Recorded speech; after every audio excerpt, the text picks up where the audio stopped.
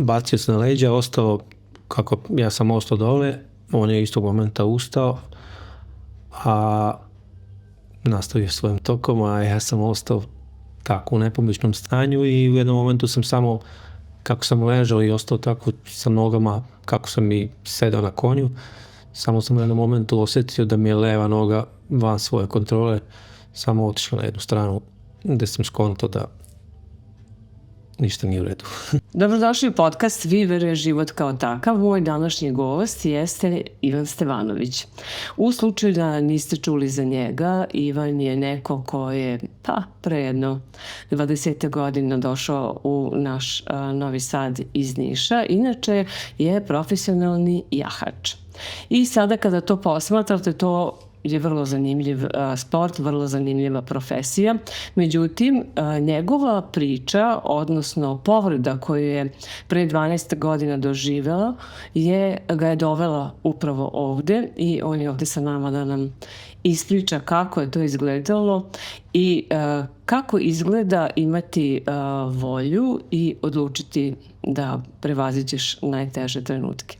Dakle, Ivan Stevanović, moj gost, dobrodošli u podcast. Dobar dan, bolje vas našli.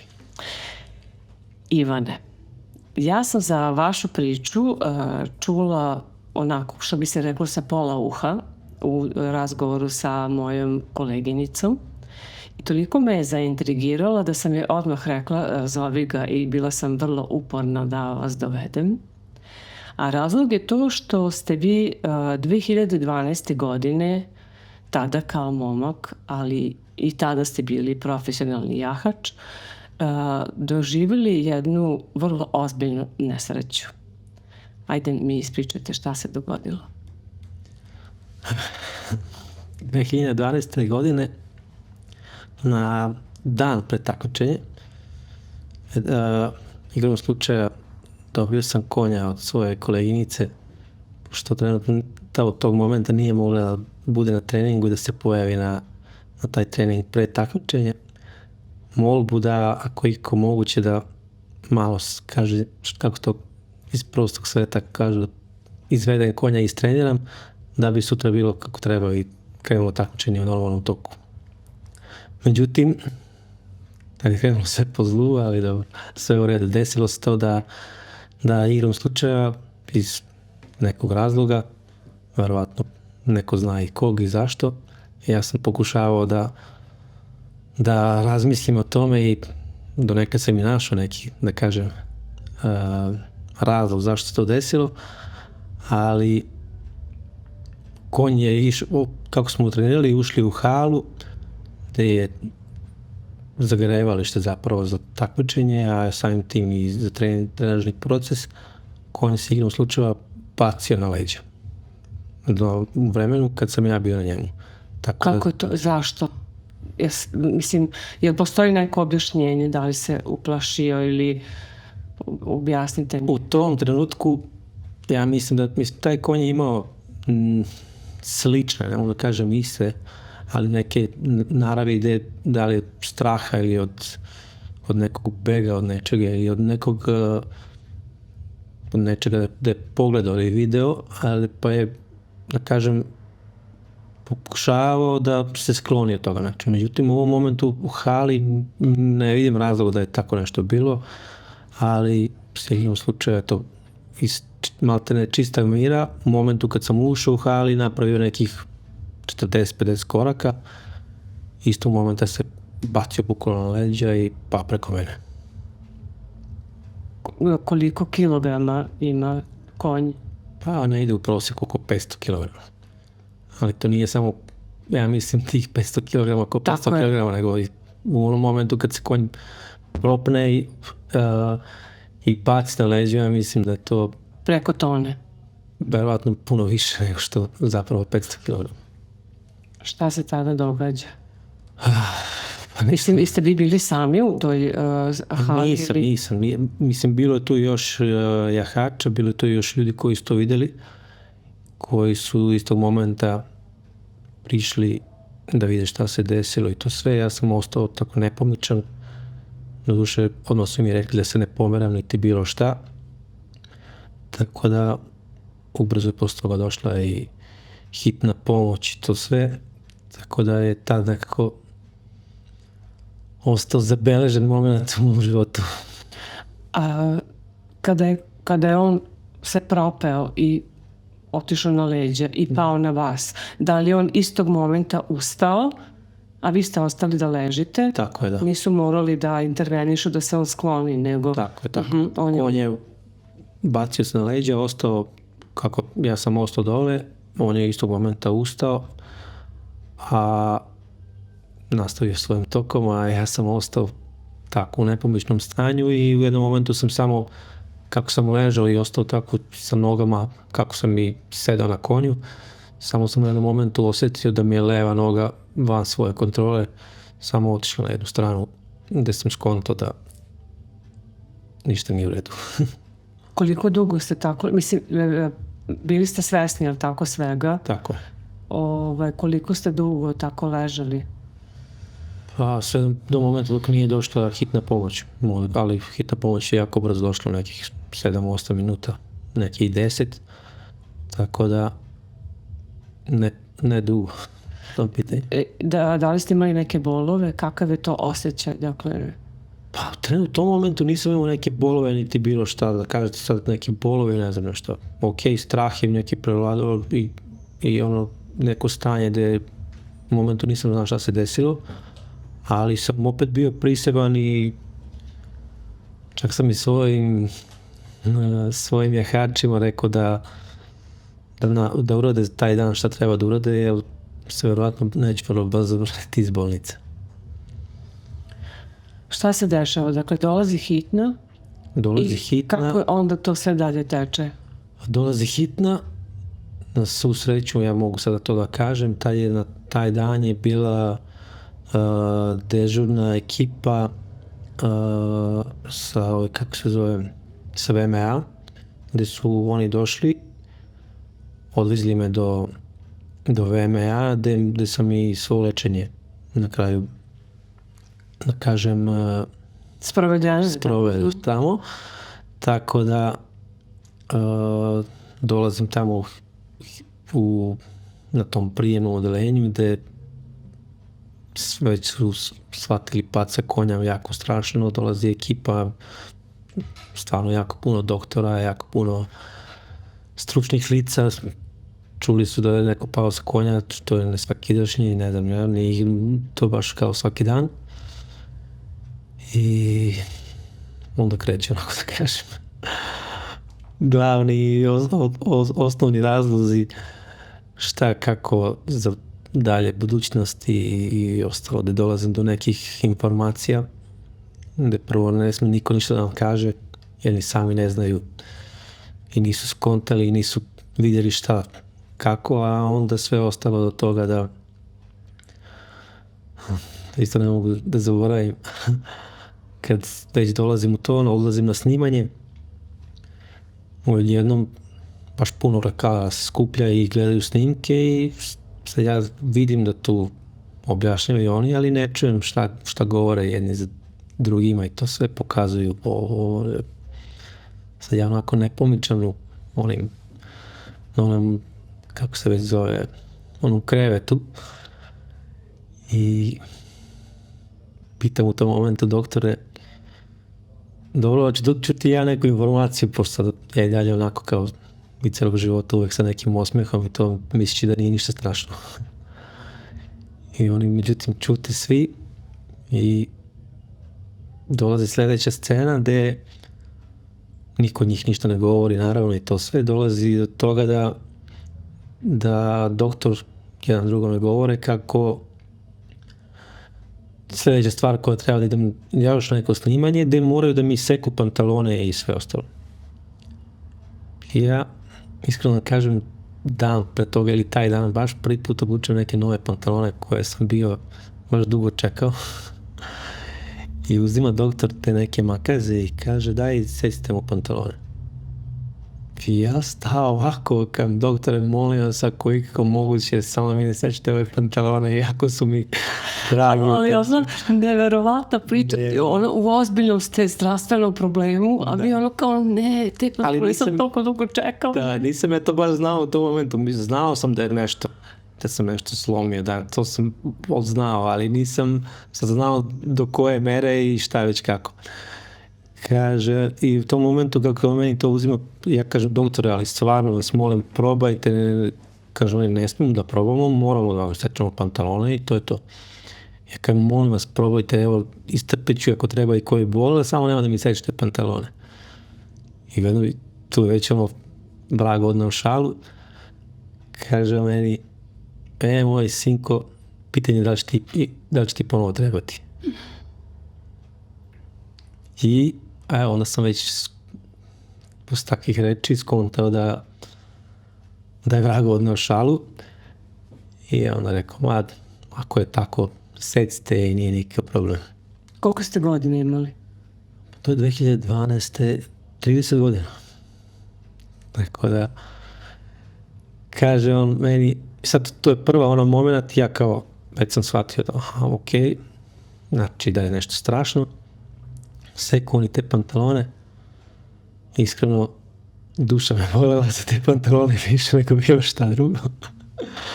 Ali nema veze, okej. Kako su oni sekli pantalone i sad svače me, onda bi me snimali. Sljedeća rečenica koja me ohrabrila posle prve te rečenice, pošto su vidjeli koliko sam bio spreman i to sve, samo je rekao u momentu, jedino što može da te spasi su ovo koliko si spreman i ovi tvoji mišići.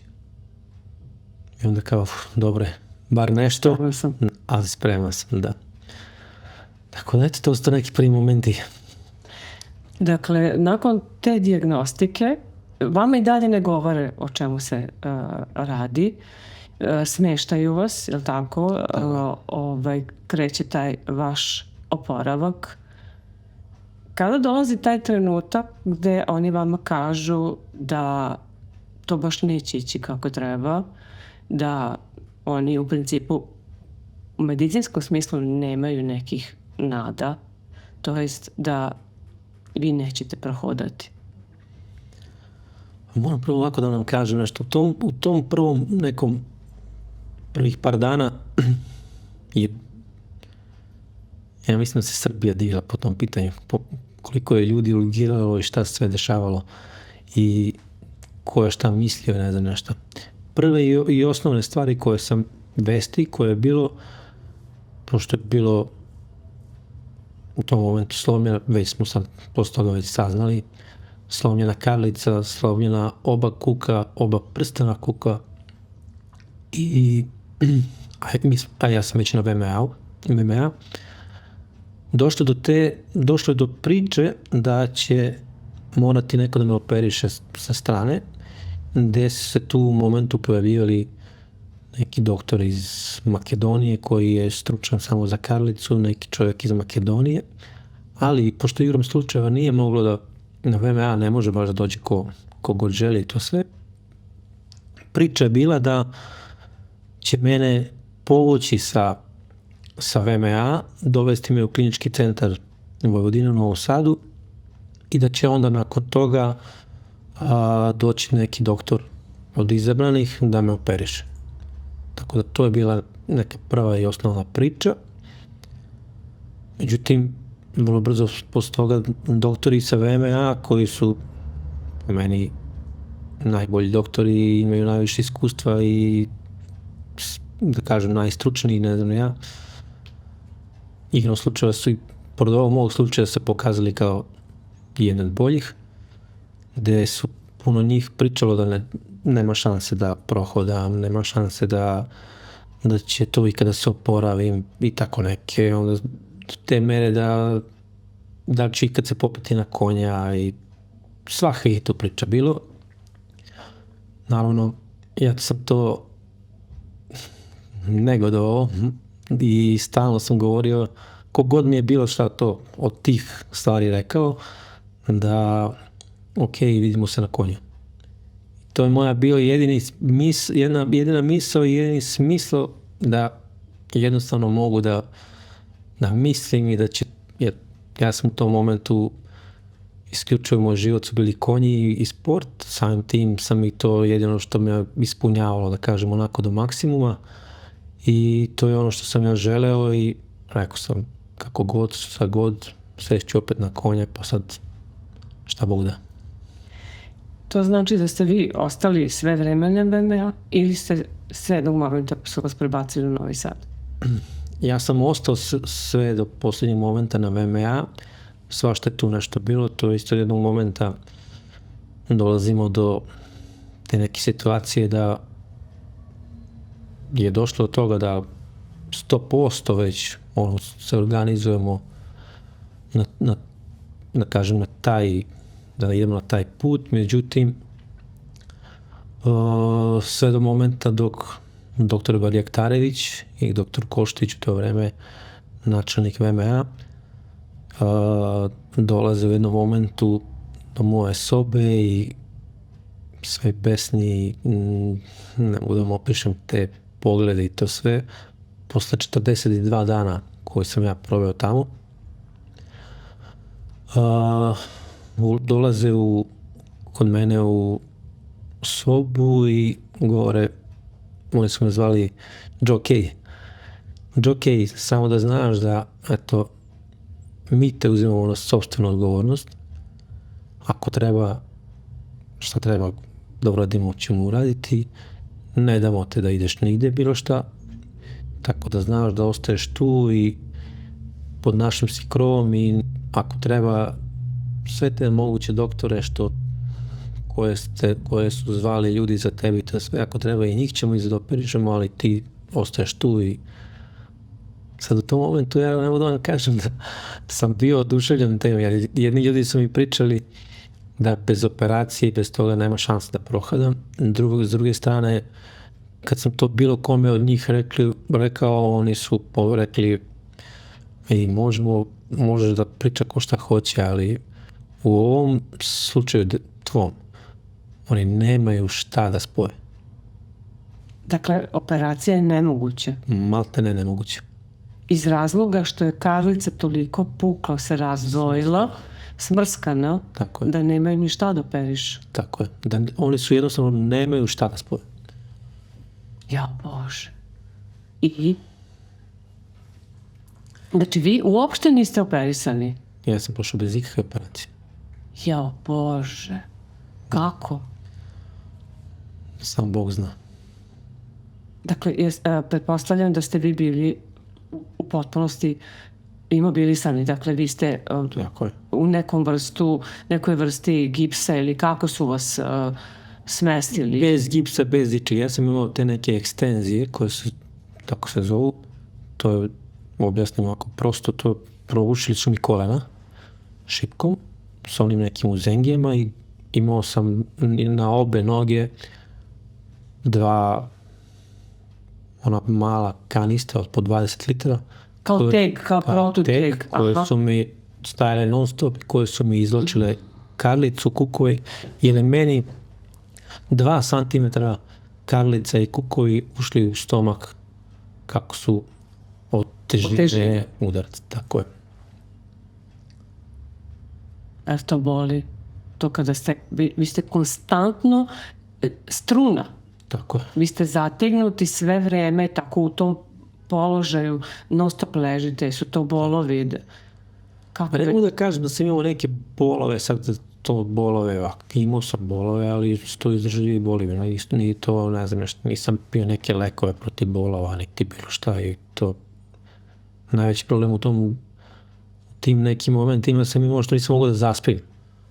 A sve ovo drugo je, da kažem, bilo izdržljivo. Zbog položaja tela i... Pa, položaj tela, možete zamislite, ja sam bio tamo 42 dana, kakve su mi misle prolaze kroz glavu i šta sve to za nekog koji ima 30 godina, a toliko informacija, toliko nekih stvari da jednostavno neopisivo.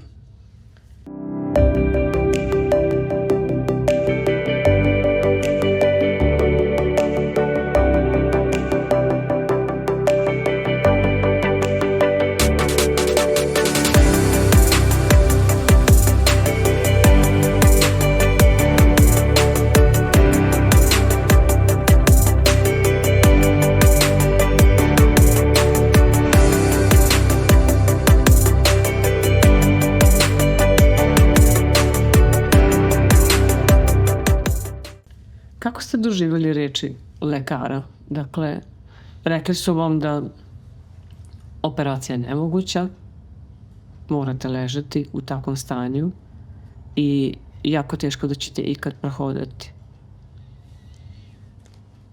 Pa koliko god sad to zvuči ovako, ja sam u tim momentima, to mi je, u jednom ruku mi je, kada vam neko tako nešto kaže, jako teška stvar da prihvatite i da se pomerite s tim.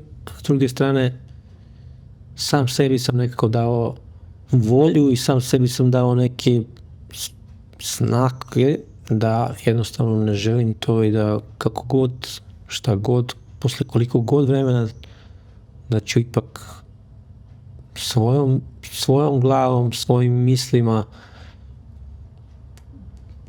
vežbama, šta god, da ću ipak opet stati na noge i popeti se na konja. Kako su se oni odlučili da posle toliko, skoro mesec i po dana, vas puste kući? Kako ste vi ustali? Kako se dogodio taj trenutak? Pa znate kako, pustili su oni mene kući, pošto sam ja tamo ležao nepomično, imao te neke, da kažem, treninge, zapravo vežbe koje sam radio sa fizijatrom, te neke koje sam mogao. I sam ti mogu da vam kažem da ta neka upornost koja je mene bila, ja sam trenirao sat vremena sa fizijatrom i ne znam šta, ali ja sam u glavi trenirao 24 sata. To što sam ja trenirao sa fizijatrom u tom momentu i kad fizijatar nije bio tu, ja sam to radio non stop. Znači samo da što pre vratim mišiće, što pre da mogu da to bude koliko god, jer ipak mi je ostala ta neka rečenica da koliko sam god bio spreman u tom momentu, a bio sam jako, da će mišići preuzeti tu odgovornost i da će mišići ipak to nešto, jedino su mišići mogli to nešto da drže. Kako se dogodio taj trenutak kada vi ipak možete da hodate? Slučajno ili... Već ja sam učio ponovo da hodam. Znači ja sam bio nepomičan, obio posle tog nekog vremena kad sam već, da kažem, dobio neku, da mogu da opteretim noge 20 ili 15%. Sad kao neko kaže, možete da dobijete opterećenje 20 ili 15%, šta vam to znači? Ali to je bilo da minimalno tu svoju neku težinu koju sam ja i izgubio i mišiće za sve to vreme i kilažu i ne znam ja šta, da minimalno neko opterećenje da se opet ne bi vratilo to sve, da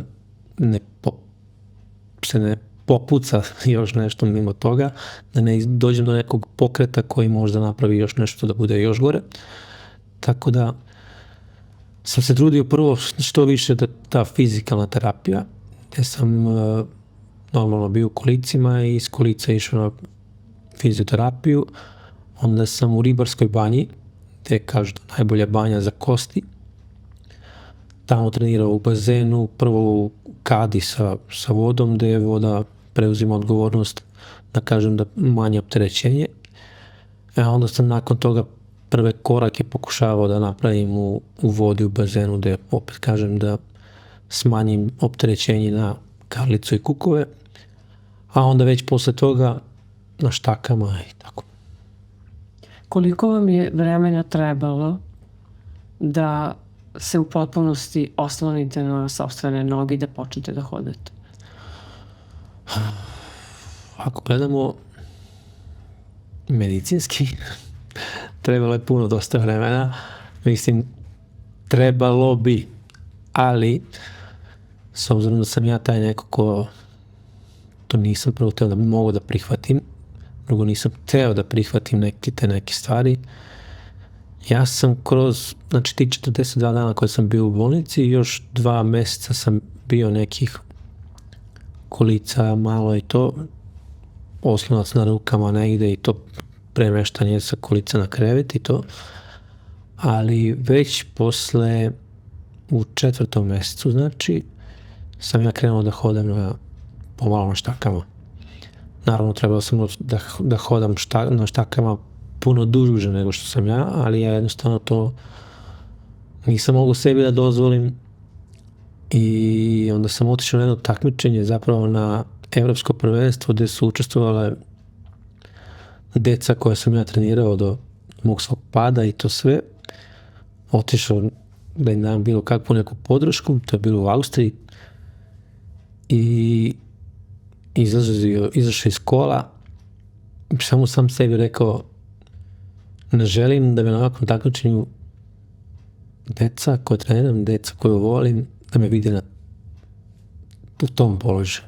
Eto, i iskreno da kažem, do nekih 100-200 metara pre nego što sam došao tamo na tom takmičenju, uzeo štake, prebacio i bacio preko nekih ograda i krenuo korak po korak da zove deca. Pa, fenomenalno. Kako to objašnjavate?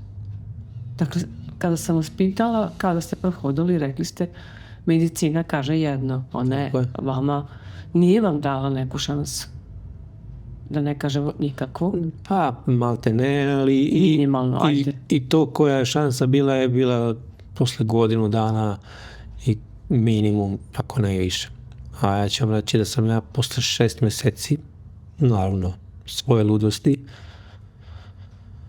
se popeo opet na konja i otišao na takmičenje. Ja Bože. Dakle, šta kažem, šta je vaša porodica na to rekla? Pa nije ni znala. Lepo. Da. Lepo. Mislim, znali su da takmičenje, to nisam mogu da sakrim. Ali te neke treninge koje sam ja se popeo na konja i počeo da treniram samo sa svojim radnikom kojim sam bio okej, šta god se desilo i da se nešto desi i da ponovo padnem i da ne znam ja šta, nisi ti kriv, preuzem odgovornost na sebe.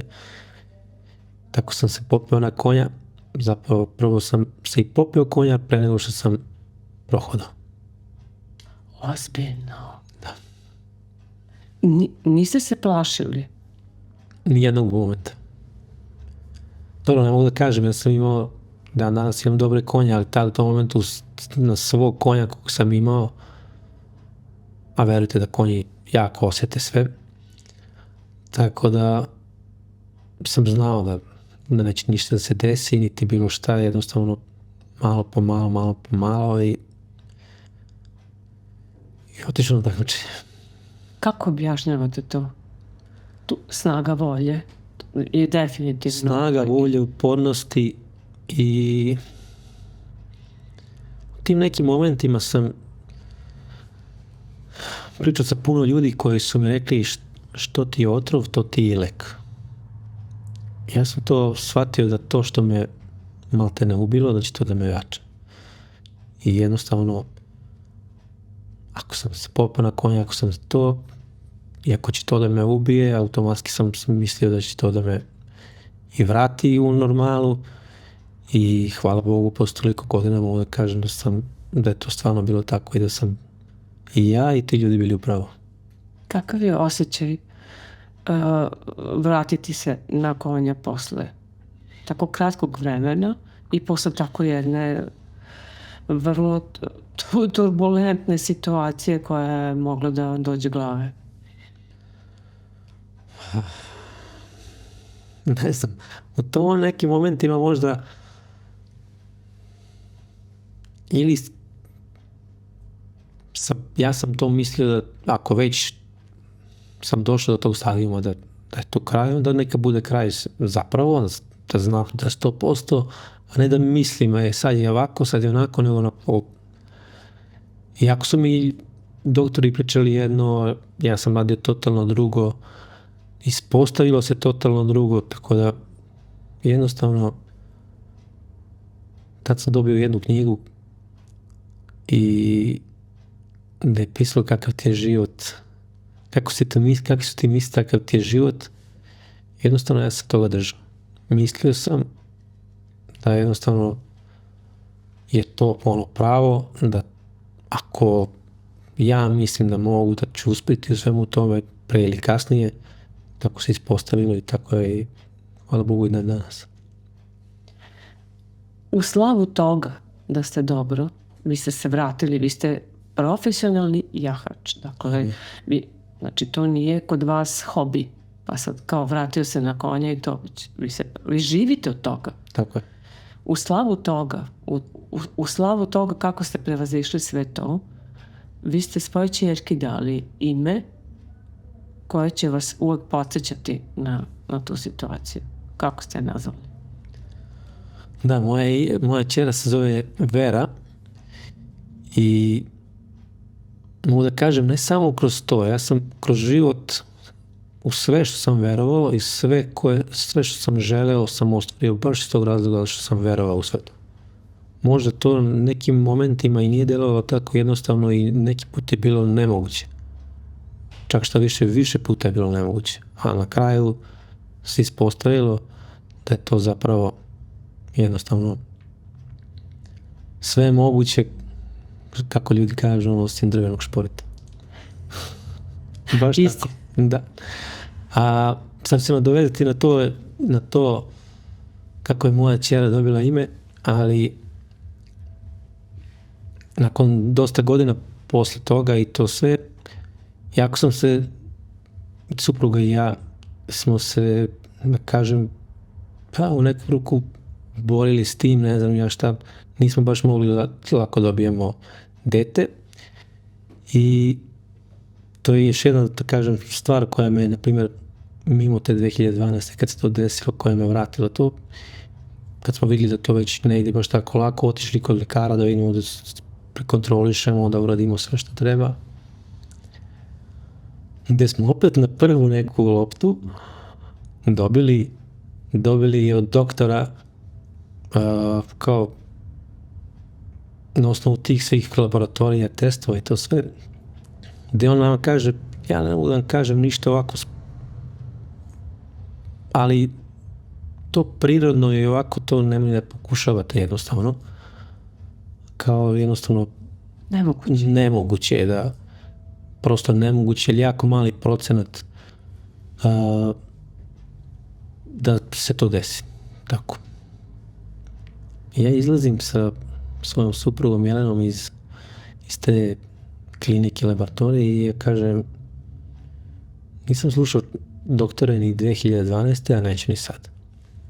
Gde je ono, a moja supruga je inače zdravstveni radnik, gde i nije bilo sve jedno, ali s druge strane, ne znam, koliko god je to u mom momentu i u mojoj situaciji delovalo nestvarno, toliko ona ipak veruje tom nekom zdravstvu i nekim, da kažem, procenama, tako je. I krenuli smo tim putem da, ok, kako već to ide, da bi bilo do veštačke oplodnje, inseminacija jedna, druga, treća, naravno to ništa ne uspeva kako treba.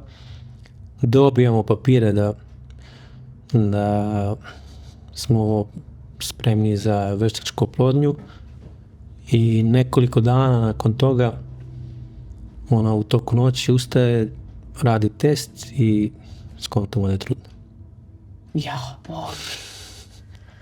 Jao Bože. Eto.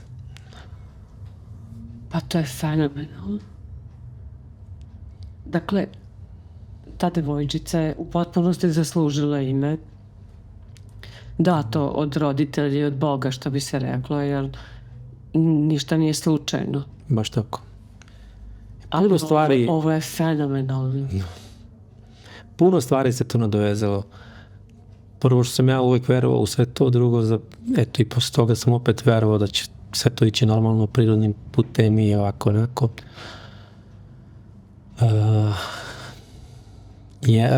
Moja supruga Jelena isto znala, mislim, neku, ali između ostalog i od moje majke, majka, zapravo moja baka, je isto bila, se zvala Vera. I kad spojite to, onda stvarno shvatite ništa nije slučajno. Vi se i dalje bavite, dakle, profesionalno, i dalje trenirate i dečice, ili tako, i vi ste u takmičarskoj formi, što bi se moglo reći. Da li vi za sve ove godine idete na neke kontrole, da li je potrebno uopšte to da se radi, ili što se vas tiče, vi ste zdravi i vi se bavite svojom profesijom? Iskreno, ja sad idem na neke kontrole koje uopšte nisu u obavezi prema ovome. U prvih par godina sam imao te neke kontrole gde sam morao da idem, da kako, šta, gde, koliko, koje su neke mogućnosti i sve to, dok sam imao te neke fizikalne terapije i sve ostalo. Sad kontrolišem isključivo radi sebe i to sve, zahvaljujući, hvala Bogu i svemu ostalom, nemam nikakve posljedice, da kažem. Mislim, posljedice vjerojatno ima neke, ali nemam nikakve tegobe, nemam nikakve probleme s tim, ko što ljudi pričaju, promjena vremena i sve ostalo. Ja apsolutno kao da se to nije dogodilo. Za kraj, ima ljudi sigurno koji nas sad gledaju, koji prolaze također kroz vrlo teška stanja, možda zdravstveno, možda su doživjeli neku tragediju i tako dalje. Vaša priča može biti podstrek koliko je snaga volje nekada značajnija od onog kako bi moglo lečenje da ide. Dakle, šta bi bila vaša poruka svima nama koji imamo te neke teške trenutke u životu, pa čovjek hoće da odustane ili nema volje ili jednostavno kaže ok, pomiri se. Vi se niste nikad pomirili, je li tako? Nikad.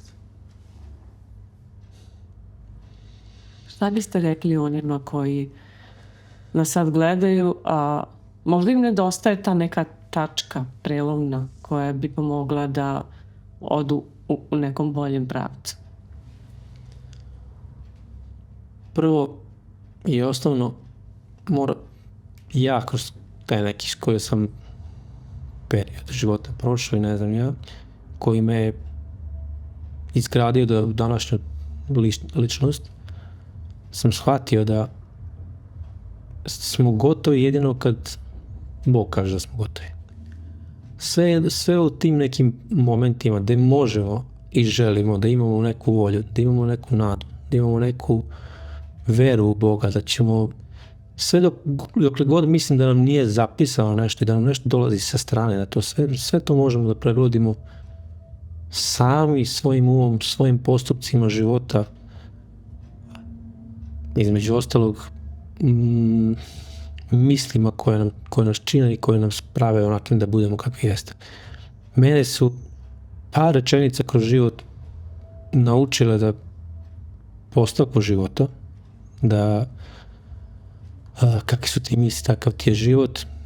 Verujte mi da i tad sam imao neki vedri duh i dan danas samo iz tog razloga uvek može da ko zna zašto to dobro, uvek ima zašto to dobro, samo ako hoćemo da razmislimo o tome i da mislimo o tome i da se vratimo na neke prethodne stvari, da znakove pored puta slušamo i gledamo, jer nikad ništa nije samo tek tako da bi se desilo, tek slučajno ili ovako onako. Uvek nam Bog ili ne znam šta već u svemu tome daje neke pravce, neka usmerenja i neke stvari gde nas navodi na nešto. Sad, samo je pitanje koliko je naše stanje uma u mogućnosti da te neke stvari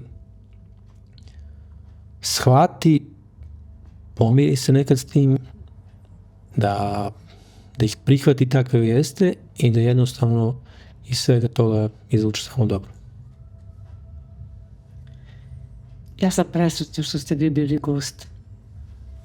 Ovo je tako jedna iskrena i divna priča i stvarno vam želim sve najbolje. Želim vam da pobeđujete kada ste se već vratili i bavite se profesionalno jahanjem. Želim vam da pobeđujete na svim takmičenjima, pošto ste vi na ovom najznačajnijem takmičenju, vi ste pobedili. Tako i treba da se osjećate Hvala vam puno što ste pristali da budete gost podcasta i ispričate o gledalcima. Hvala vama na ovakvom razgovoru, hvala na ovakvim lepim željama, a moje je jedino da vam obećam da ću to ispuniti. Ja u vas uopšte više ne sumnjam, znači nisam sumnjala i ranije, a sad posebno. Hvala vam puno. Nema na čemu, hvala i vama. Dakle, čuli ste moj današnji gost, bio je Ivan Stevanović. Jedna predivna priča je iza nas, nadam se da vam se dopala. Ako i dalje želite da čujete ovako iskrene i zanimljive priče, možete podržati ovaj podcast. Sve potrebno imate u opisu videa.